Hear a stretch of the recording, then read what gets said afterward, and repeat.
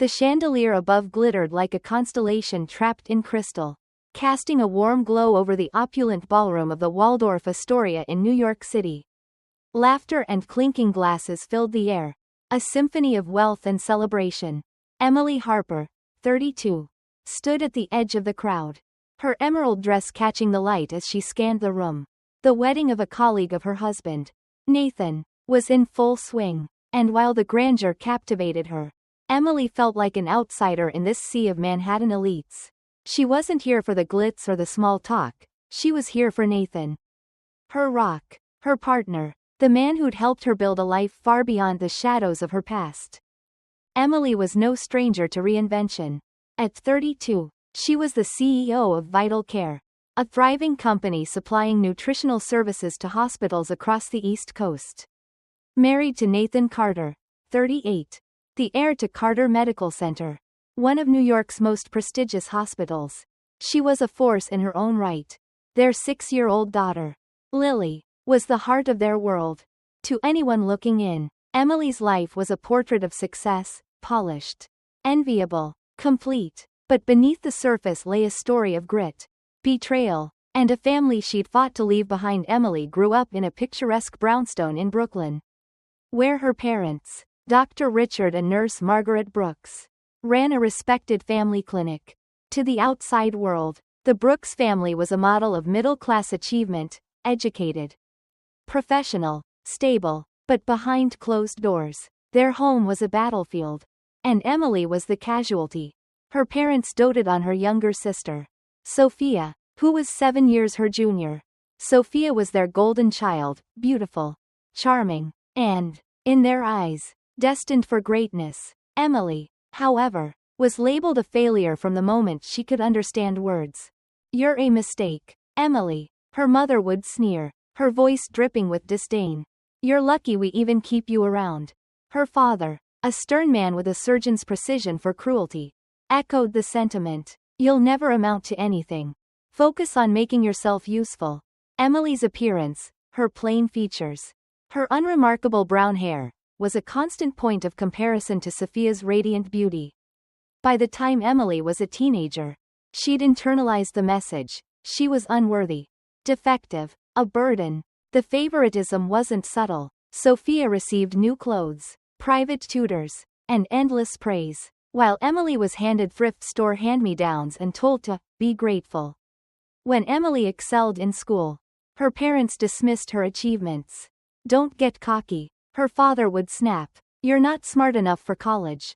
They refused to fund her education, insisting she work after high school to pay back the cost of raising her. Sophia, meanwhile, was promised the world, medical school, a future at the clinic, the family legacy. Emily didn't just endure the verbal abuse, she documented it. Armed with a cheap voice recorder, she captured every insult, every threat, every moment of neglect. It was her shield, her proof that the pain was real. She buried herself in her studies, dreaming of escape. Her grades were stellar, but her parents' words haunted her: "You're nothing without us." By her senior year, they made their stance clear: no college, no future, just a life of servitude to the family. Emily had other plans. At 18, she started working odd jobs, waitressing, tutoring, anything to save money. She hid her earnings, reporting only a fraction to her parents to avoid their demands.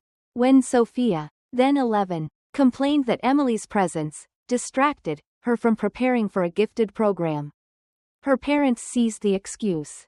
They kicked Emily out, certain she'd crawl back, broken and obedient. Instead, Emily thrived. She'd already secured a small apartment in Queens, paid for with her savings. For the first time, she was free. The years that followed were a blur of hustle and heart. Emily worked multiple jobs, from barista to data entry clerk, while taking night classes at a community college. She was relentless, driven by a hunger to prove her parents wrong. With scholarships and grit, she transferred to NYU, where she majored in business and began laying the foundation for Vital Care.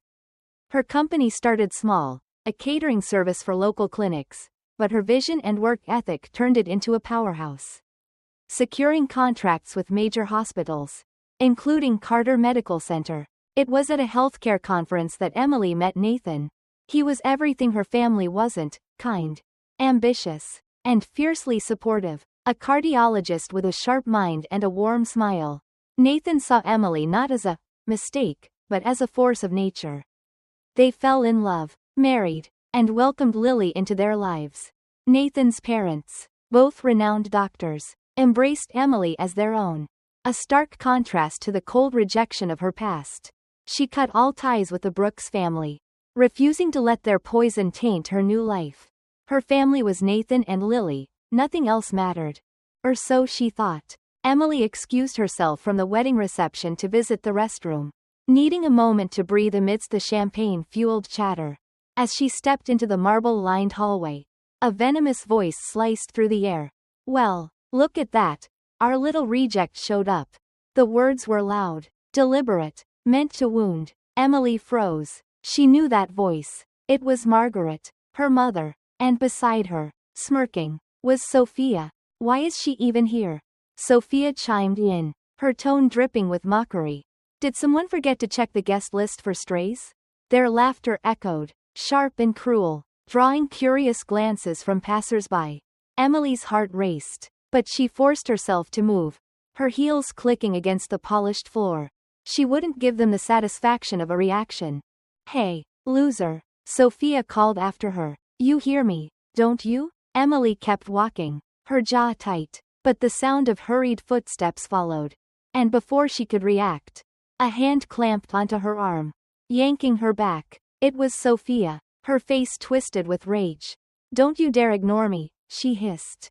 Emily wrenched her arm free, her eyes blazing. Sophia stumbled, clutching her wrist dramatically. "How dare you!" Margaret rushed forward, her voice shrill. "You violent, ungrateful brat. Who do you think you are?"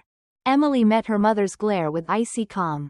"I don't know you," she said, each word deliberate. "Have we met?" The question hit like a slap. Sophia's eyes widened. "You're kidding, right? I'm your sister, Sophia, and this is our mother. You can't pretend we don't exist." Emily tilted her head, unfazed. "Maybe there was someone like that in my life once. Not anymore." The hallway seemed to shrink as tension crackled in the air. Two men approached, Richard, Emily's father, and a younger man with a nervous expression, introduced as Ethan, Sophia's groom. Richard's face darkened at the sight of Emily, while Ethan paled, as if recognizing her. Sophia, undeterred, pointed at Emily. "Dad, Ethan, this intruder crashed my wedding. Get her out of here." Before anyone could respond, a familiar voice cut through the chaos. "Emily, there you are." Nathan appeared, his presence commanding yet warm. He glanced at the group, his eyes narrowing as he pieced together the scene. Emily stepped closer to him, offering a wry smile. "Sorry, got held up by some interesting people." Sophia's smug expression faltered as she registered Nathan's tailored suit, his air of authority. Margaret and Richard exchanged confused glances. Ethan, however, looked horrified. "Mr. Carter," he stammered, "I'm so sorry. My fiancé." "She didn't mean." "Your fiancé?" Nathan raised an eyebrow, his tone cool. "Care to explain why she's harassing my wife?" The word, wife, landed like a bombshell. Sophia's jaw dropped. "Wife? You're married to her?" she sputtered, pointing at Emily. Margaret gasped. "Nathan Carter? As in Carter Medical Center?" Richard's scowl deepened, but his eyes betrayed a flicker of fear. Emily seized the moment. "Oh, and while we're clearing things up," she said, her voice steady, "let's talk about Sophia. She's not the medical administrator she claims to be. Is she? No college degree, no qualifications, just a middle school dropout who flunked her prep school entrance exam and hid at home for years, doing odd jobs at your failing clinic." The accusation hung in the air, heavy and undeniable. Sophia's face drained of color. "You're lying," she screamed. But her voice trembled. Margaret and Richard stood frozen, unable to counter. Ethan's expression shifted from shock to suspicion, his gaze fixed on his bride-to-be.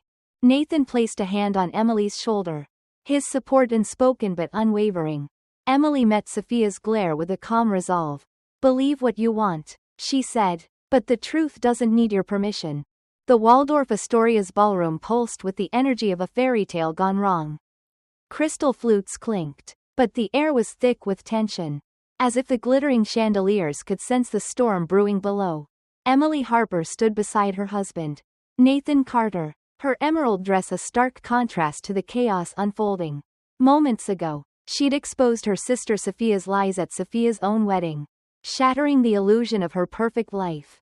The crowd whispered, eyes darting between Emily and the Brooks family, Sophia, her parents Richard and Margaret, and the groom, Ethan, whose face was a mask of dawning horror. Emily's revelations had cracked open a Pandora's box, and what spilled out would destroy the family that once tried to break her. Sophia's screams still echoed in the marble hallway. "You're lying," she'd shrieked when Emily revealed her truth. No college degree. No medical career. Just a middle school dropout who'd failed her prep school exams and languished in obscurity. But the damage was done. Ethan, a rising star at a Manhattan University hospital, stared at his bride-to-be with a mix of disbelief and betrayal. The guests, Manhattan's elite, leaned in, their murmurs growing louder. Emily's words weren't just a personal attack, they were a public execution of Sophia's carefully crafted persona. Sophia, her face flushed with rage, turned to Ethan for support.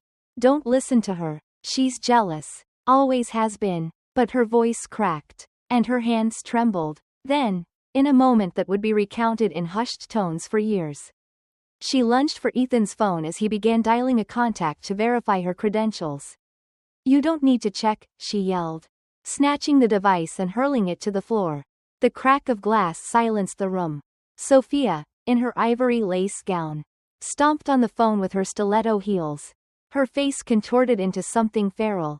"Just believe me," the crowd gasped. Margaret rushed to her daughter's side, clutching her arm. "Sophia, darling, calm down." Richard, his face red with embarrassment, barked at the staff to handle this mess. But the damage was irreparable. Ethan's expression hardened, his trust in Sophia shattered along with his phone. "You lied to me," he said, his voice low but cutting. "About your degree, your job, everything." Sophia's protests dissolved into sobs, her mascara streaking as the reality sank in. Her wedding, her future, was collapsing before her eyes. Emily watched, her heart steady. She felt no triumph, only a quiet resolve. Nathan squeezed her hand, his presence a reminder that she'd built a life far beyond this drama. "Let's go," she whispered, and they turned to leave, the crowd parting like the Red Sea. But the fallout was just beginning. In the weeks that followed, the Brooks family's carefully curated world unraveled like a cheap sweater. Ethan, once a respected neurologist, faced a scandal of his own. Whispers of his involvement in a medical fraud scheme began to surface, false diagnoses, inflated bills, patients coerced into unnecessary procedures. The lawsuit hit the headlines, with the New York Times running a scathing exposé. Manhattan doctor accused of exploiting vulnerable patients. Evidence piled up, forged records, whistleblower testimonies from nurses, and a paper trail leading straight to Ethan's office. By spring, he was stripped of his medical license and fired from the hospital, his reputation in tatters. Sophia, meanwhile, clung to the wreckage of her marriage.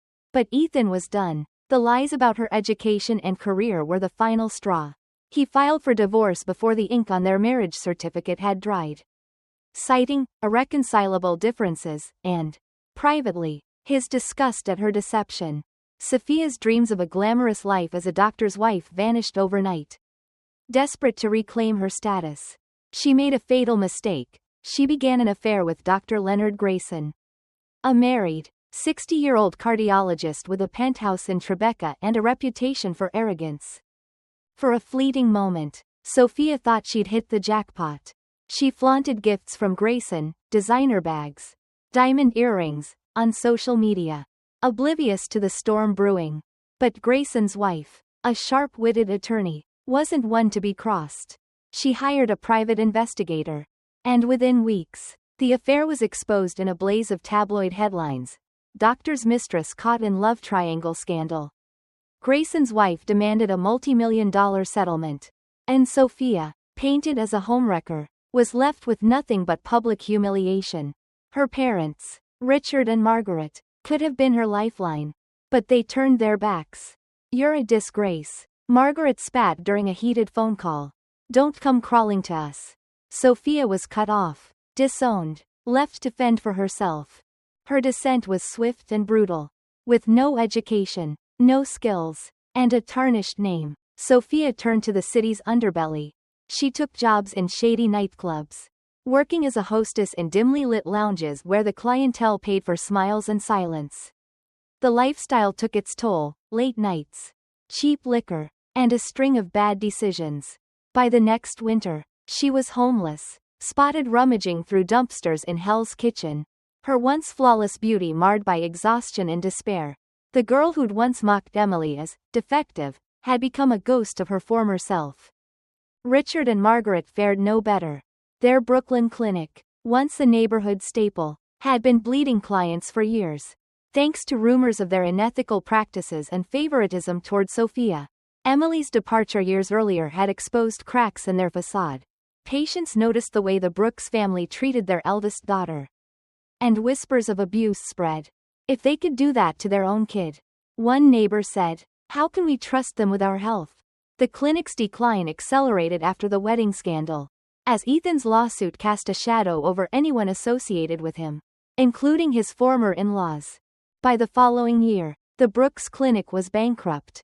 Richard and Margaret, now in their late 60s, scrambled to find work, but their reputations were toxic.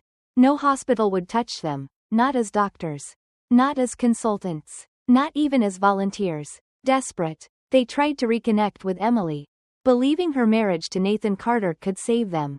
They showed up at Carter Medical Center one rainy afternoon, their voices loud and entitled at the reception desk. "We're Emily's parents," Richard declared, oblivious to the stares. "She's the daughter-in-law of the hospital's founder. We demand to see her." Their plea was met with cold silence. Nathan's parents, Dr. Evelyn and Dr. Thomas Carter, happened to be in the lobby. Evelyn, a formidable woman with a steel spine, stepped forward. "You have no business with our daughter," she said, her voice slicing through the air. "Leave, or I'll have security escort you out." Richard and Margaret froze, their bravado crumbling. They slunk away, their final attempt at reconciliation dead on arrival. Months later, the clinic's doors were boarded up, and the Brooks family home was sold at auction to cover their debts. Richard and Margaret faded into obscurity, their legacy reduced to a cautionary tale. Through it all, Emily remained untouched by the chaos. She felt no joy in her family's downfall, only a quiet relief that justice had run its course. The pain of her childhood lingered, but it no longer defined her. She threw herself into her life, running vital care, nurturing her marriage, and cherishing every moment with Lily. Her daughter's health, once a concern after a worrying diagnosis from Ethan, had improved dramatically under the care of a trusted pediatrician at a rival hospital. Lily's laughter, her bright eyes, were Emily's anchor, a reminder of the family she'd chosen. One evening, as spring bloomed across Central Park, Emily and Nathan sat on their apartment's balcony, a glass of wine in hand. The city sparkled below, a testament to their shared dreams. "You okay?" Nathan asked, his voice soft. Emily nodded, a smile tugging at her lips. "Better than okay. They got what they deserved. And I'm free." She thought of Sophia, now a stranger lost to the streets. She thought of Richard and Margaret, broken by their own arrogance. They were ghosts of a past she'd outrun. Emily raised her glass, toasting to the future, a future built on resilience, love, and the unbreakable spirit of a woman who refused to be defined by her scars. The Brooks family's fall became a whispered legend in New York's medical circles, a warning of what happens when cruelty and deceit fester unchecked. Emily, meanwhile, continued to rise. Vital care expanded to the West Coast, and she was named one of Forbes's 30 under 40 inches for her innovation.